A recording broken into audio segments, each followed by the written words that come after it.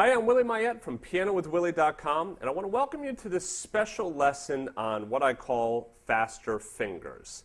What I'm going to be doing in this particular lesson is going through a set of exercises that you can work on to really help your dexterity, okay, of the two hands.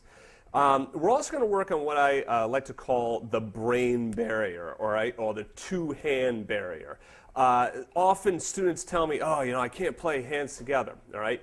And there are some exercises that we can do that help to loosen up how your brain and fingers interact with one another. Right? So to make it so that the right hand is doing one thing while the left hand does something else. All right? Then the left hand switches and the right hand takes over. And then also we'll be focusing on some of these two-handed exercises so that we can do this. We can do these exercises and melodies, create these improvisations that flow between the two hands, right? I like to call this two-handed fluidity.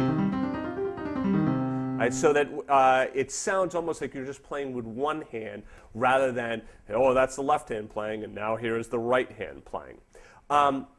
We're going to work also on bringing chromaticism into our playing and using some of this chromatic scale, five-finger major scale, five-finger minor scale, full minor scales, and triads, bringing them all together to create some very cool exercises and variations of exercises that will really help increase your fluidity, dexterity, and of course your speed.